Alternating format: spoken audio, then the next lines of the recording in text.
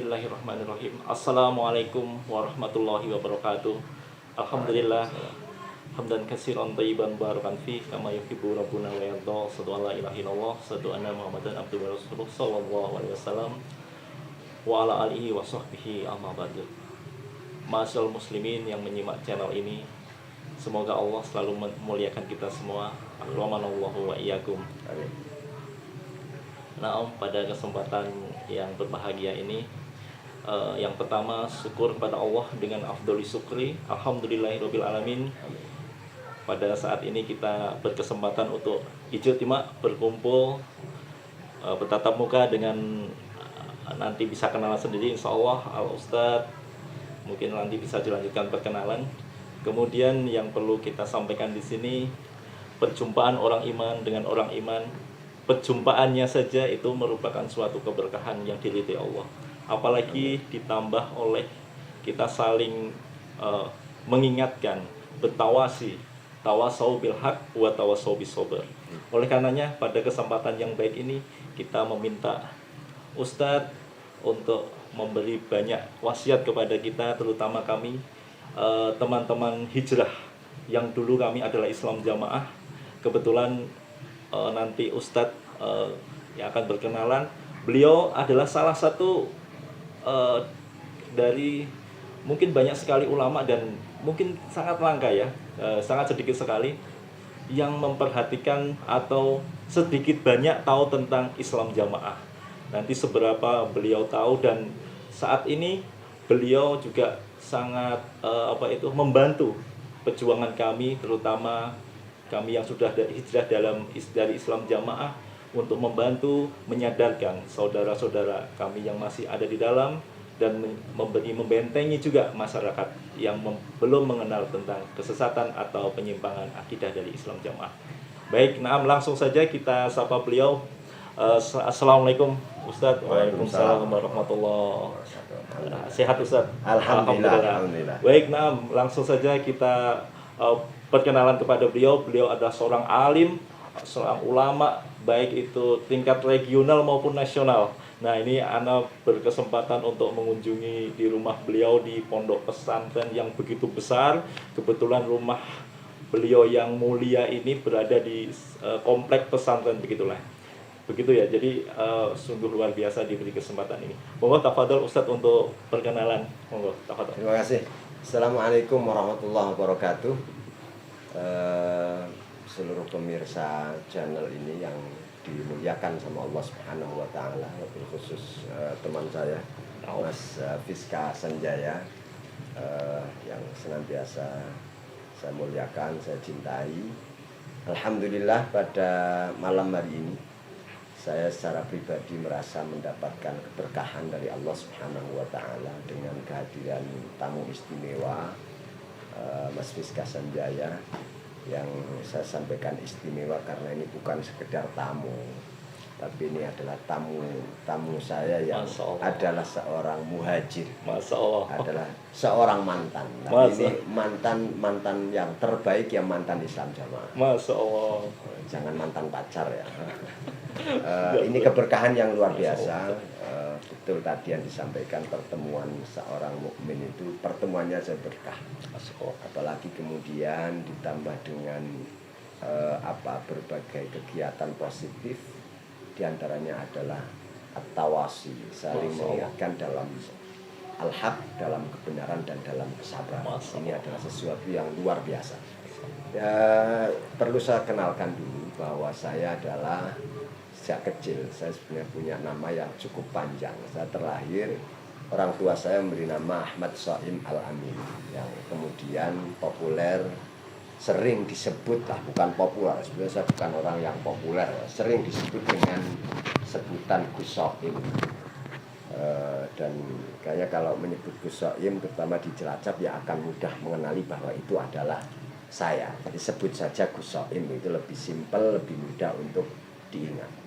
Latar belakang saya, tentu saya sama sekali bukan mantannya. Saya dari lahir, katakanlah bapak saya NU, mbah saya NU, buyut saya NU, katakanlah begitu ya. Ya NU Tulen lah, saya NU Tulen.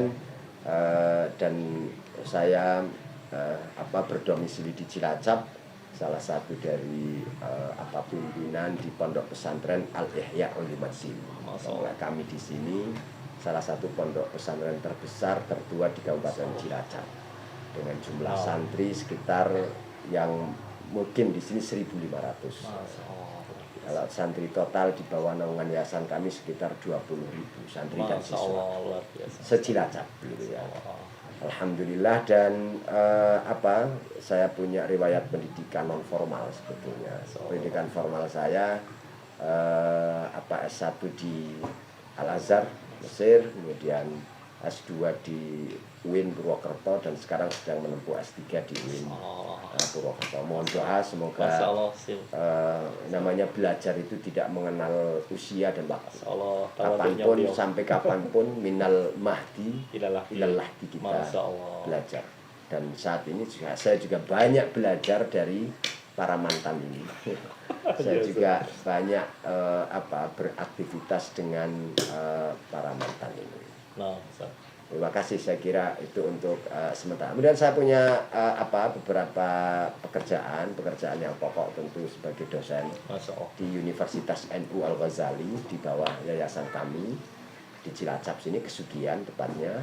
Kemudian saya juga Ketua FKUB Kabupaten Cilacap.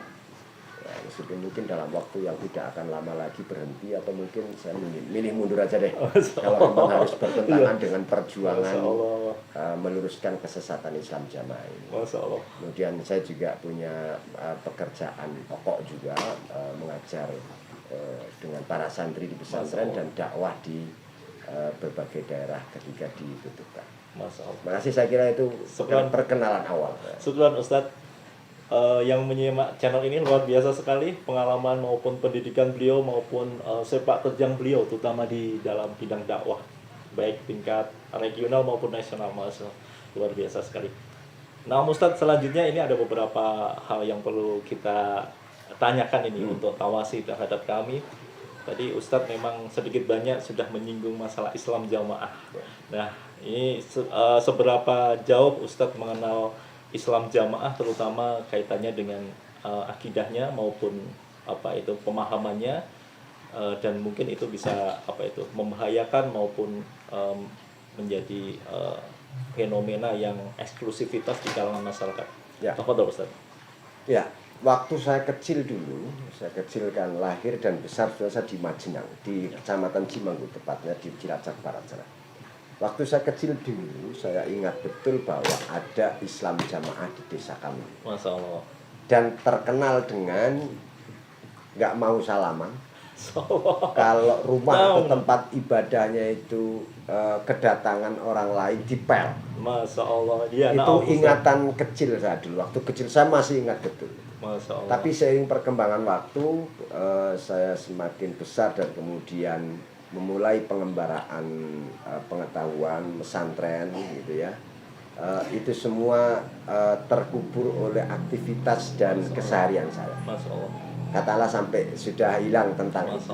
Dan kemudian ada salah satu ormas yang saya tahu belakangan, bukannya belakangan, dari dulu juga tahu bahwa itu adalah yang dulu adalah merupakan Islam Jamaah. Cuma memang periode sebelum saya mengenal lebih jauh tentang Islam Jamaah dan ormas tersebut, saya sudah punya kesimpulan bahwa sudah tidak ada masalah lagi dengan Islam Jamaah. Akan tapi pada pertengahan 2020, saya awal pertama kali bertemu dengan seorang purnawirawan jenderal polisi. Beliau Komjen Pol Purnawirawan Dr. Haji Nur Faizi. Pertama pertemuan saya ingat betul, saya dipertemukan, dipanggil oleh Pak Bupati untuk ikut ketemu beliau di Pendopo. Tidak ada banyak obrolan waktu itu karena pertemuannya di Pendopo, kemudian kami juga pertama ketemu, sehingga semua seperti sebagaimana perjumpaan pertama dengan orang yang tidak lama kemudian juga terpisah kembali.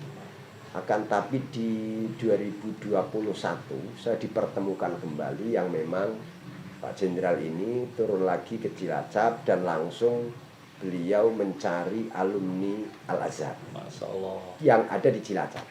Kebetulan kalau untuk kalangan alumni Al-Azhar di Cilacap ini salah satu yang dituakan, Masya Allah. diseniorkan itu termasuk saya. La fakhra. Ini hanya bukan sedang membanggakan diri, tapi ketika tanya alumni Al-Azhar di Cilacap ini ngomong senior termasuk saya. Maka saya dapat saya dihubungi oleh seseorang untuk mengumpulkan teman-teman alumni Al-Azhar ketemu dengan Pak Nur Faizi di salah satu hotel di Cilacap. Yang kemudian diajak bersama untuk menghadap Pak Bupati. Masya Allah. Disitulah pertemuan intens mulai terjadi. Di hotel kami sudah mulai ngobrol panjang, yang saya mulai masuk lebih dalam ke dalam Islam jamaah yang ada sekarang, bukan Islam jamaah yang dulu saya pahami kalau ketemu nggak mau salaman, kalau rumahnya diinjek orang lain harus dipek. Kemudian setelah itu saya intens berkomunikasi dengan Pak Jenderal karena ada amanat-amanat tertentu. Nah dari situlah Pak Jenderal Nur Faizi ini menyampaikan banyak hal tentang ajaran Islam jamaah yang sampai sekarang masih beredar, dan beliau menjelaskan kenapa beliau sampai hijrah keluar dari Islam jamaah. Dari situlah saya mulai tahu apa itu Islam jamaah, apa ajarannya, seberapa kesesatannya, dan seberapa tingkat kebahayaannya. Bahkan seiring berjalan waktu saya terus beraktivitas dengan Pak Jenderal, karena kebetulan beliau punya yayasan di Majenang yang dulu memang yayasan itu diisi dan untuk kegiatan Islam jamaah di Majenang. Ketika beliau hijrah, kemudian beliau setelah proses yang gagal awal, kemudian memanggil teman-teman alumni Al-Azhar, ketemu dengan saya, dan beliau meminta saya untuk bergabung dan menjadi ketua umum yayasan beliau itu. Sehingga persinggungan kami semakin intens, dan kemudian saya juga dikenalkan dengan berbagai teman-teman hijrah, terutama masyayikhnya ini, Syekh Khalil, kemudian Syekh Abdullah Mas'ud, Syekh Abdul Aziz. Kita dipertemukan dan berkomunikasi, kemudian dari situlah saya semakin memahami betul. Dan kalau saya pikir Mas Sanjaya ya, kalau seberapa jauh saya memahami tentang ajaran Islam jamaah. Untuk tahu ajaran Islam jamaah nggak butuh waktu lama. Dari A sampai Z-nya, katakanlah begitu ya. Karena memang ajaran Islam jamaah ini nggak banyak kok. Sedikit, tapi sangat berbahaya ketika digunakan untuk kepentingan. Sedikit. Yang saya dengar ngaji di Burengan itu cukup 1 tahun itu sudah jadi mubalik. Nah, Ustaz. Betul Ustaz. Cukup 1 tahun, semua pelajaran pokok sudah terserap dan sudah siap dikirim menjadi mubalik. Bagi saya cukup 1 bulan atau seminggu saya udah tahu hampir semua pokok-pokok ajaran Islam jamaah itu, dan seberapa tingkat kebahayaannya. Tingkat kebahayaannya ada 3 pokok kebahayaan dalam ajaran Islam jamaah. Bahaya sifatnya keagamaan. Yang kedua bahaya kebangsaan. Yang ketiga bahaya kenegaraan. Saya menyimpulkan 3 itu. Bahaya keagamaan ini bahaya yang paling nyata dan paling bahaya yang paling kompleks, dan tingkat bahayanya paling besar. Makanya Nabi sampai mengajarkan kita berdoa, Allahumma la taj'al musibatana fi dinina wa la taj'alid dunya akbar hammina wa la mablagha ilmi. Itu doa Nabi. Ya Allah, saya minta janganlah engkau menibakan musibah kepada kami berupa musibah agama. Musibah agama, Islam jamaah ini musibah agama. Betul, saya bicara ini sambil bulu kudus saya ini berdiri. Ini musibah agama. Jadi orang yang tertimpa fitnah Islam jamaah, yang masuk di dalam Islam, agamanya terkena musibah. Masya Allah. Kalau sudah musibah agama, tingkat bahayanya dunia akhirat. Masya Allah. Maka Nabi minta doa, ya Allah, janganlah saya ini ditimpa musibah dalam hal agama. Wala taj'alid dunya akbar hammina. Ya Allah, janganlah engkau jadikan dunia sebagai visi utama hidupku. Masya Allah. Walama belagha ilmina, ya Allah jangan jadikan dunia ini menjadi tujuan utama ilmuku. Masya Allah. Karena yang menjadi tujuan utama adalah akhirat. Allah itu sendiri. Nah, bahaya agamanya apa? Dari semua sisi. Aqidatan wa syariatan, Islam jamaah itu musibah. Masya Allah. Aqidatan. Contoh saya mengatakan itu. Saya tahu betul redaksi yang selalu disampaikan oleh penerobos pusat, Cak Emir selalu mengatakan bahwa tujuan utama berjamaah, beragama itu masuk surga dan selamat dari neraka. Masya Allah. Saya bicara dari sisi akidah. Ini musibah besar dalam akidah. Kenapa? Karena saudara-saudara kita yang ada di Islam jamaah itu dalam beragama tujuan utamanya itu masuk surga, selamat dari neraka. Masya Allah. Ini agama apa? Masya Allah. Dalam la ilaha illallah, apakah menyebut surga neraka? Tidak ada rasanya. Agama kita ini la ilaha illallah. Qul ana basyarum mithlukum yuha ilayya annama ilahukum ilahu. Sampaikan Muhammad bahwa saya ini hanya manusia seperti kalian semua. Tapi saya ini dapat wahyu. Apa wahyu itu? Bahwa sesungguhnya Tuhan kalian itu adalah Tuhan yang satu. La ilaha illallah. Untuk ini kita beragama untuk apa? Untuk menyembah, menghamba hanya kepada Allah. Kalau tujuan akhir beragama itu masuk surga, selamat dari neraka, lalu kamu menyembah siapa? Menyembah surga neraka? Enggak, harusnya apa? La ilaha illallah. Tujuan beragama itu menyembah, menghamba hanya kepada Allah. Untuk menghamba harus mengenal Allah. Pernahkah Anda waktu di Jokam, waktu di Islam Jamaah Mas Sanjaya, dikenalkan siapa Allah? Nah, jarang Ustaz. Apa sifat-sifat Allah? Oh. Bagaimana? Ya. Ayo. Tidak, karena memang ya, kami ini fitnah agama. Nah. Ini musibah agama betul. Ya. Bahkan kami di Islam Jamaah dulu tidak mengenal tauhid, Nah, itulah. mengenal akidah. Tidak ada ajaran tauhid, tidak ada. Ya. Ajaran tauhid kan ajaran yang mengenalkan siapa sih Tuhan yang kita sembah. Betul. Kemudian tidak diajarkan rukun Islam, rukun iman. Kita itu minim sekali di situ. Itu yang saya sebut musibah Nah. agama. Bagaimana nggak fair kan kita beragama tapi tidak mengenal siapa yang kita sembah, tidak dikenalkan. Maka ini musibah agama. Yang pertama saya sebut secara akidah, secara syariat. Sudah luar biasa musibah dalam Jokam dan Islam Jamaah. Masya Allah. Hampir semua lini syariat ini saya amati. Masya Allah. Bagaimana ada sholat budi luhur. Mas. Carikan satu hadis saja sholat budi luhur. Masya Allah. Saya yakin tidak menemukan. Sholat itu kita niat, semua ibadah kita itu harus kita niatkan lillahi ta'ala. Allah dalam Al-Quran, inna sholati wa nusuki wa mahyaya wa mamati lillahi rabbil alamin. Inna sholati wa nusuki wa mahyaya wa mamati. Sholatku, ibadahku, hidupku, matiku lillah, untuk Allah. Dan ini kok ada ajaran sholat budi luhur. Budi luhur itu apa? Lillahi ta'ala.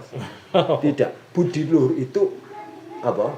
Linnas. Budi luhur itu niatnya agar dinilai baik oleh manusia. orang lain. Ya. Masya Allah. Ini musibah di bidang syariat. Masya Allah. Perlu lagi berbaiat kepada amir. Harus amir mereka loh ya. Masya Allah. Berbaiat kepada amir adalah menjadi syarat sahnya Islam. Ini musibah di bidang syariat dan akidah. Masya Allah. Mana ada satu dalil pun kalau berbaiat itu menjadi sahnya agama. Itu hanya kesalahan dalam memahami kesalahan, dan saya yakin kesalahan yang disengaja pada awalnya. Masya Allah. Tapi di tengah kepada para ru'yah, kepada para mubalighah, kesalahan yang sudah diyakini menjadi kebenaran. Karena kesalahan ketika dilakukan berulang-ulang, menjadi kebiasaan, itu bisa bergeser menjadi Masya Allah. keyakinan sebuah kebenaran. Ini yang terjadi di dalam Quran. Masya Allah. Pertama, fitnah agama, musibah agama. Jadi bahaya keagamaan, akidatan wa syariatan Masya Allah. mutlak sebagai musibah Islam jamaah, menurut saya. Masya Yang kedua, ini soal kebangsaan, Masya Allah. bahaya kebangsaan. Iya, Ustaz. Secara kebangsaan Islam jamaah ini bahaya. Betapa tidak bahaya, tidak mau membaur Iya. dengan orang lain, Eksklusif, Ustaz. Ya. eksklusif dengan takfirinya ini. Nah, Contoh kecil, ini di sini juga ada salah satu korbannya itu. Suami istri yang sama-sama Islam jamaah, ketika salah satunya pilih hijrah, harus cerai. nah, Ustaz, betul. Anak dan orang tua harus diputus, bahkan sampai putus waris. Waris, ya. Ini musibah kebangsaan. Akan jadi apa bangsa ini kalau ajaran seperti ini berkembang pesat, Masya Allah. memecah belah kebangsaan, Masya Allah. memecah belah persatuan. Kemudian musibah kenegaraan. Kita ini hidup di Indonesia. Masya Allah. NKRI, harga mati bagi bangsa Masya Allah. ini, bagi negara ini. Pancasila, Undang-Undang Negara 1945, Undang-Undang Dasar. Ini adalah rahmat bagi bangsa Indonesia. Nah, Negara ini adalah rahmat. Di negara ini kita bebas melakukan ibadah. Bahkan Islam begitu maju. Bahkan Islam menjadi salah satu kiblat model Islam di dunia sekarang. Salah satunya adalah Indonesia. nah, Pancasila rahmat. Sementara Islam jamaah ini dengan ideologi takfirnya, nah. ini anti kebangsaan. Karena tidak mau mencintai orang lain. Masya Allah. Cinta itu yang paling murni kan dari hati. Masya Allah. Cinta dari itu, hati itu dimulai dari ikatan persatuan. Masya Allah. Dalam hadis Nabi kan mengatakan bahwa al-muslim alifun ma'luf. Seorang muslim itu orang yang pandai mencintai dan layak untuk dicintai. Wala ulfata liman la khairah. Tidak ada kebaikan dalam diri orang yang tiada cinta. Masya Allah. Kemudian dalam hadis lain Nabi mengatakan bahwa al-arwah junud mujannadah. Iya.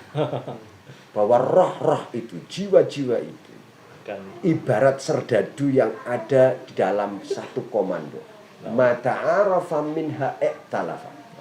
Ketika terjadi ta'aruf, chemistry, iktalafa, maka akan terikat oleh ikatan cinta. Masya Allah. Dan bagaimana mau muncul cinta kalau ente kafir, haram hidupnya. Nah, Ustaz. Nah, Yang Ustaz. ada adalah benci, tapi dibungkus dengan kemasan yang ditulis cinta. Dulu sampean bencinya kayak apa kepada orang NU? Betul, Ustaz. Betul kan? Betul, Ustaz. Jadi kita menganggap remeh atau ya Bahkan istilahnya. menganggap haram hidupnya kan? Nah, Ustaz, karena Bagaimana ajaran- ada cinta kalau sudah tertanam di dalam hati, hidupnya saja haram. Nah, Ustaz. Ini kan musibah kebangsaan. Masya Allah. Dan ini secara kenegaraan bertentangan dengan Pancasila. Nah. Antisosial. Ya. Antisosial. Masya Maka Allah. saya katakan, seberapa tingkat kebahaya? Ada tiga tingkat kebahaya. Tingkat yang paling bahaya adalah tingkat keagamaan. Karena menjadi musibah akidah syariah. Masya Allah. Yang kedua tingkat bahaya kebangsaan. Ya, Masya Allah. Karena praktek-praktek ajaran Islam jamaah itu membahayakan anak bangsa. Masya Allah. Menceraikan suami istri, memisah antara keluarga, dan musibah kenegaraan kelompok ini jika besar dengan dukungan dana yang kuat akan sangat berbahaya. Masya Allah. Tidak kalah bahaya dari NII. Masya Allah, Ustaz. Bahkan bisa saya sampaikan tidak kalah bahaya dari ISIS. Masya Allah. Secara kenegaraan. Memang benar, Ustaz. Jadi karena ini dibentuk sistem yang keamiran tersentral satu komando ya. Bahkan nanti suatu saat apabila ini komandonya sampai radikal memang sangat membahayakan, Ustaz. Sangat membahayakan. Seperti negara di dalam negara begitu ya, Ustaz. Betul. Masya Allah.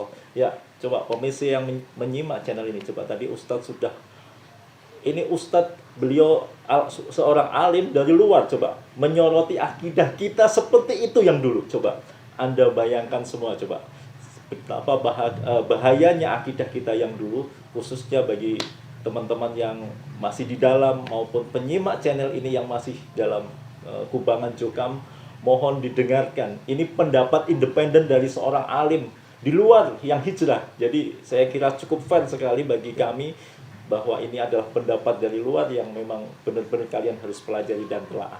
Nah Ustadz, selanjutnya memang dari kesesatan-kesesatan tadi Ustadz, memang kurang lebihnya sudah banyak yang kita mau hijrah Ustadz. Jadi kita ada gelombang hijrah begitu ya. Cuma di dalam, Masya Allah, termasuk anak juga dan keluarga kecilannya juga termasuk salah satu yang bagian dari yang hijrah yang dapat menerima pemahaman yang luar. Kembali kepada Islam yang rahmatan lil alamin.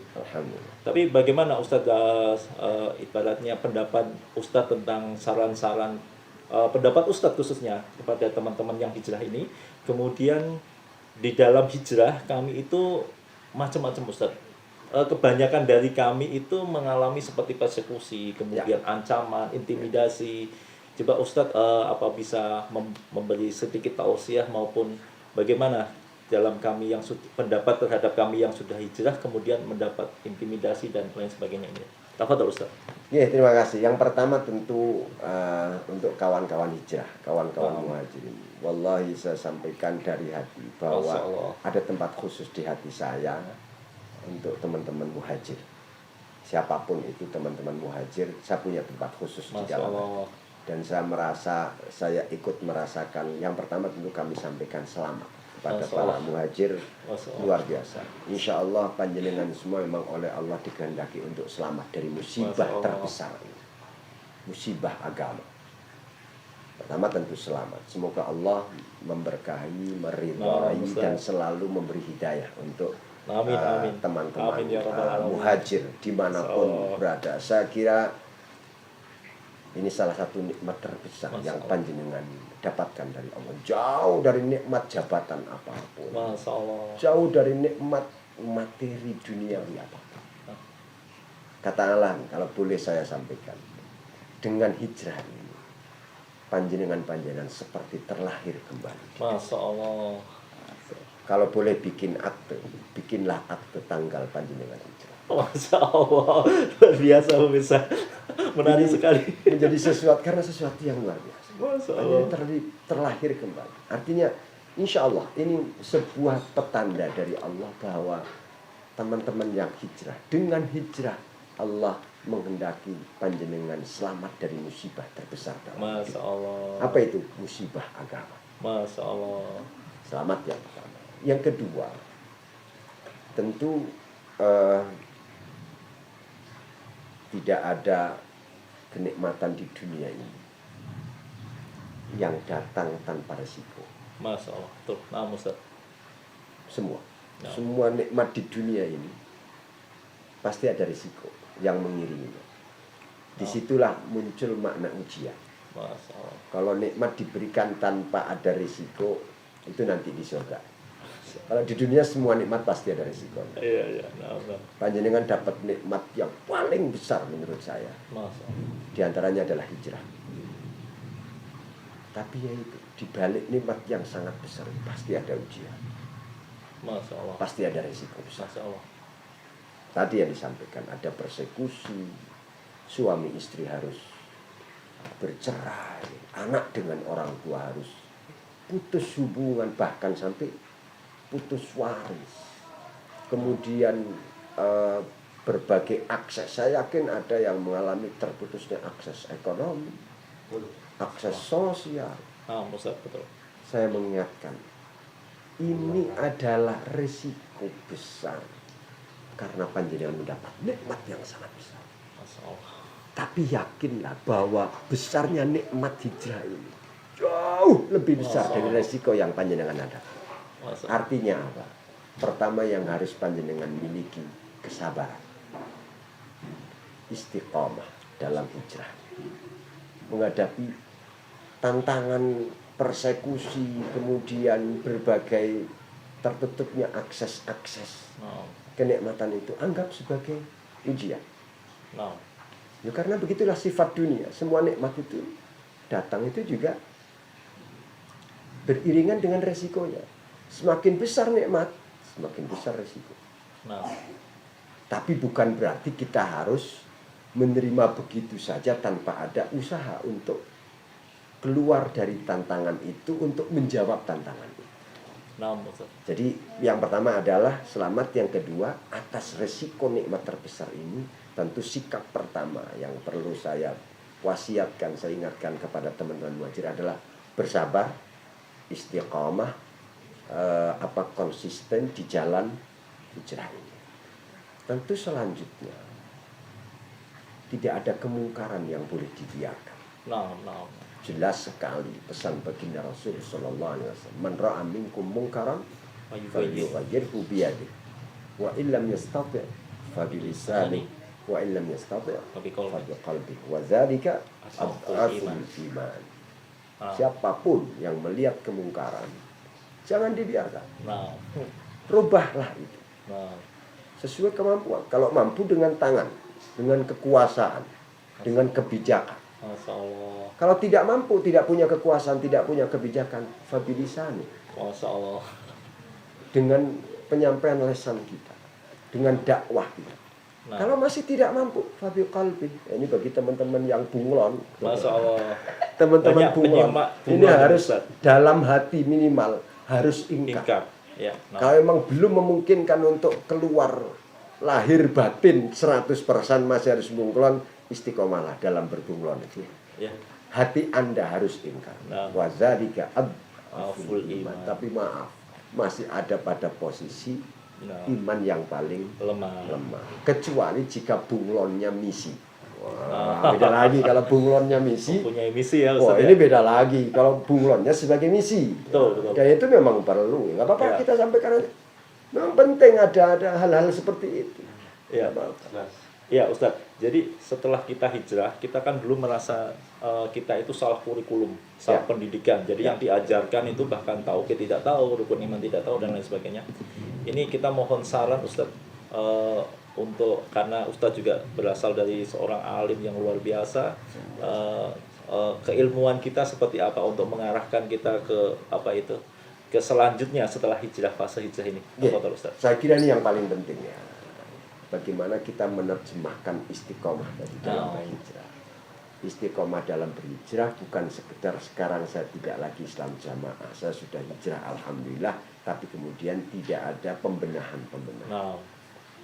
Ini pertanyaan yang sangat konstruktif dan esensial ini Mas Sanjaya. Bagaimana tentang keilmuan? Ya, bahwa saya setuju bahwa Jokam ini salah kurikulum, salah pendidikan, salah materi. Kalau kutubus sittahnya pasti benar, ya, pasti baik gitu ya. Quran hadisnya pasti baik, pasti benar. Tapi tidak ada jaminan yang membaca, yang memahami itu benar. Yang dapat jaminan Quran hadisnya loh. Kalau imamnya itu nggak ada jaminan benar. Masya Allah. Gitu ya. Mubalignya nggak ada jaminan benar. Gitu. Saya pun sama sekali nggak ada jaminan benar. Saya masih sangat bodoh, jauh dari apa yang disampaikan seorang alim, tidaklah. Saya hanya orang yang berusaha terus kepengen belajar. Bagaimana tentang keilmuan? Nah ini sangat penting. Saran saya untuk teman-teman muhajir, para mantan ini, setelah panjenengan dapat nikmat yang luar biasa hijrah dari Islam jamaah ini, memulailah belajar tentang agama ini dari nol. Masya Allah. Insya Allah kalau para mubalighah dari sisi bacaan Al-Quran sudah benar. Meskipun barangkali masih perlu juga untuk ditasih lah ya, minimal gitu ya. Ditasih kepada para alim, kepada para guru yang benar. Karena saya juga nggak yakin tuh mangkul musnad mutasilnya itu bener apa enggak. Saya belum pernah mendapat edaran sanad yang mutasil dari Haji Nur Hasan Al-Ubaidah sampai dengan Mas Fiska Sanjaya semuanya gitu ya. Sampai dengan Rasul saya juga belum pernah melihat karena hilang di becak Ustaz. Oh gitu. Ya. Kabarnya hilang di becak. Saat bacaan insya Allah asal sudah ngaji benar, insya Allah ya sudah benar. Tapi yang paling penting tadi ini. Jadi Islam ini Mas Fiska Sanjaya ini, Islam itu secara umum itu ada 3 kandungan dalam Islam. Yang pertama adalah akidah. Akidah. Yang kedua adalah Islam. Berarti yang pertama iman, yang kedua Islam, yang ketiga ihsan. Ihsan. Islam, iman, Islam, ihsan. Sebagaimana hadis sahih di Arba'in Nawawi, hadis keberapa itu? Hadis kedua. Ya, tentang kunjungan Jibril kepada baginda Nabi menanyakan mal iman, wamal Islam, wamal ihsan. Tiga inilah Islam secara garis besar tiga. Iman, Islam, ihsan.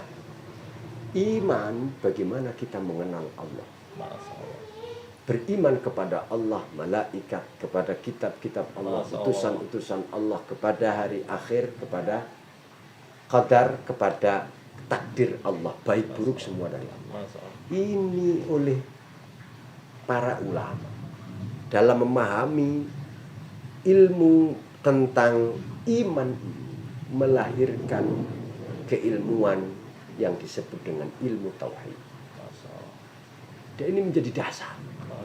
Setiap umat Islam seawam apapun harus mengenal Tuhan. Dalam mengucapkan la ilaha illallah, ucapan ini harus masuk ke dalam hati. Masya Allah. Tentu itu harus dibarengi dengan tadi pengenalan tentang Allah yang ada dalam la ilaha illallah. Karena menghamba dengan cinta ini nggak akan bisa kalau kita tidak mengenal. Bukankah pepatah kita, tak kenal maka tak sayang, tak sayang maka tak cinta. Kalau mau ditambah tak cinta maka tak menghamba. Pertama kita harus mengenal Allah.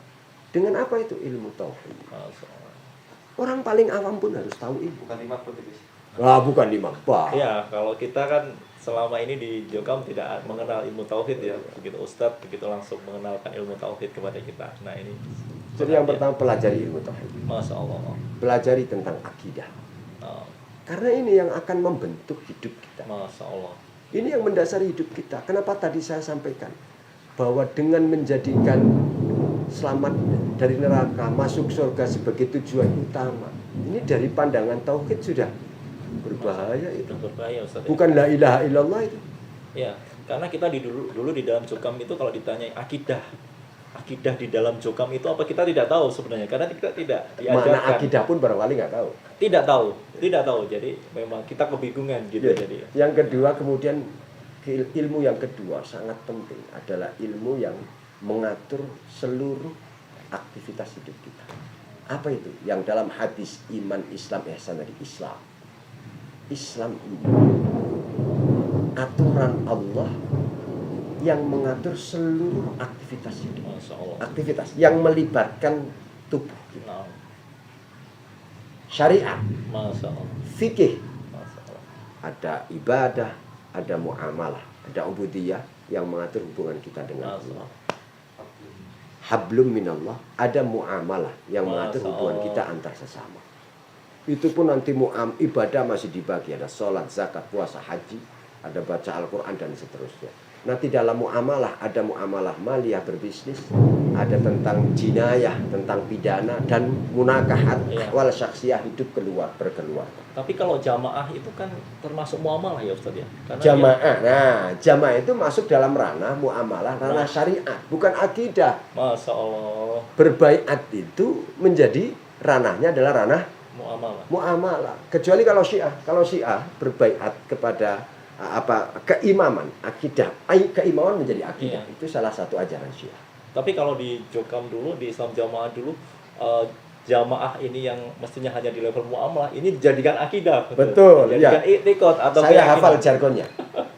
Jamaah Islam, rajamaah. Jamaah surga, jamaah surga, rajamaah neraka. Masya Allah, masya. Yang ketiga, ihsan. Jadi kalau tadi ilmu syariat, ilmu hukum. Hukum dalam arti hukum fikih, hukum yang mengatur seluruh aktivitas lahir, aktivitas zahir ya. Aktivitas. Yang ketiga ihsan. Ihsan ini apa? Anta'budallaha ka'annaka tarah. Fa in lam takun tarahu fa innahu yaraka. Ya. Ini soal rasa. Masya Allah. Ilmu soal hati. Bagaimana hubungan yang paling inti kan hati. bagaimana hati kita sambung dengan Allah Subhanahu wa Ta'ala. Masya Allah. Jadi hal yang sambung yang paling penting bukan sambung jamaah. Masya Allah. Sambung jamaah ini menjadi kode dalam di Jokam. Sambung kita dengan Allah itu yang paling pokok. Masya Allah. Dan itu hati, Iya. ilmu hati katakanlah begitu. Masya Allah. Ilmu hati, apapun bahasanya, apapun istilahnya ya. Karena kan kalau istilah sudah ada yang setuju tidak setuju. Tapi bahwa kita sholat tidak mesti saat kita sholat hati kita ikut sholat. Masya Allah. Coba pengalaman Mas Anja, Iya, sering nggak saat sholat justru ingat kantor? Nah, betul Ustaz. Sering ya? Malah yang hilang bisa ketemu. Yang hilang jadinya. bisa ketemu kan begitu ya? Nah, betul Ustaz. Saat tubuh kita sholat, mulut kita sholat, hati kita sholat. Nah, ya. Seringkali hati Iya. kita tidak ikut sholat. Berarti ihsan ini level yang tinggi Ustaz. Nah, level yang tinggi. Yes. Ihsan kata Allah begini, bagaimana kita beribadah, merasa Seperti- betul kita melihat Allah. Iya. Atau merasa kita dilihat oleh Allah. Masya Allah. Saat Mas Sanjaya sholat, tapi hatinya ingatnya kantor, ingatnya Masya Allah. sesuatu selain Allah. Pertanyaan saya, saat itu Anda merasa melihat Allah enggak? Tidak Ustaz. Jelas tidak. Masya Allah. Jelas tidak? Ini butuh ilmu, ini ada Masya ilmunya loh ini. Allah. Kalau iman ada ilmunya tauhid, kalau Islam ada ilmunya syariat fikih, Masya Allah. ihsan ada ilmunya. Terserah Masya Allah. istilahnya apa? Apakah tasawuf? Apakah istilahnya ilmu apa riyadatul qalb, mujahadatun nafas atau Masya apa? Allah. Masya Allah. Luar biasa sekali. Saya kira tiga Nah. ilmu ini Nah. harus Nah. dicari. Masya Allah. Dimulai dari akidah. Masya Allah Ustaz. Nah, Saya kira iya. saran saya. Syukran Ustadz atas ilmunya yang begitu luar biasa, begitu membuka wawasan kita. Bahkan istilah-istilah Ustadz itu kalau di dalam Islam jamaah tidak ada satupun yang masuk. Sama sekali baru. Iya, sangat sangat awam, sangat Asing. baru, sangat asing bagi kami. Jadi iman, Islam, ihsan itu sepertinya kalau kita jawaban dulu itu kan sudah kita pelajari di kutubus sita dan lain sebagainya, padahal tidak ada penekanan. Jadi marotip Islam seperti tadi, taksim syariah tadi seperti yang disampaikan Ustaz, itu tidak ada sama sekali kita belajar. Bedakan antara mempelajari dan membaca. Yang Masya sudah Allah. paling dibaca, kalau dipelajari benar. Masya Allah. Baik Ustadz, karena ini waktu kita terbatas, sekarang kita minta mau itu sebentar Ustadz, khususnya bagi kawan-kawan yang masih bunglon, kemudian yang masih di dalam Islam jamaah, juga yang masyarakat secara umum, karena channel ini yang menyimak juga masyarakat secara umum. Monggo, tafadhol Ustaz. Ya, yang pertama tausiah untuk diri saya sendiri dan untuk orang lain, termasuk untuk para mantan ini. Yang pertama tentu saya teringat betul dengan dulu ada salah satu sahabat yang menghadap Nabi dan kemudian menanyakan sesuatu yang kata sahabat ini, ya Nabi, saya akan menanyakan sesuatu yang saya tidak lagi perlu bertanya kepada selain engkau. Mohon saya diberi wasiat yang mana saya tidak perlu lagi mencari dan menanyakan wasiat ini kepada yang lain. Apa kata Nabi? Qul amantu billah tsumma istaqim. Katakan, aku beriman kepada Allah. Lalu istiqamahlah, konsistenlah di situ. Ini sebagai wasiat pertama yang saya sampaikan. Nah, Ustaz. Al-istiqamah fil iman. Ini mudah diucapkan, kalimatnya sangat simpel, tapi sebetulnya begitu luas makna, begitu mempertaruhkan seluruh hidup kita untuk menjalani. Istiqamahlah, konsistenlah dalam kita beriman kepada Allah. Untuk saya yang alhamdulillah tidak terkena musibah Islam jamaah, saya tetap ada ancaman musibah-musibah yang lain. Semoga saya, semoga Mas Sanjaya yang sudah hijrah, semoga kawan-kawan semua istiqomah dalam keiman. Iman dalam arti sebenarnya, sebagaimana tadi beberapa yang sudah saya sampaikan. Kemudian yang kedua, bahwa hidup di dunia yang hanya sekali, kita manfaatkan betul. Untuk apa? Kita kerahkan semua yang kita miliki, pemberian dari Allah, kehidupan di dunia ini, untuk mencari kemuliaan akhirat, visi utama kita adalah kemuliaan akhir. Utamanya ridho Allah. Masya Allah. Utamanya ridho Allah. Allah. Sampingannya dapat surga, selamat dari neraka. Bagaimana Allah tegaskan, wabtaghi fima atakallah ad-daral akhirah wa la tansa nasibaka minad dunya. Apapun pemberian Allah di dunia, jadikan itu sebagai fasilitas untuk mencapai kemuliaan akhir. Tapi jangan lupa, kalian hidup di dunia. Bagian dunia juga perlu ada.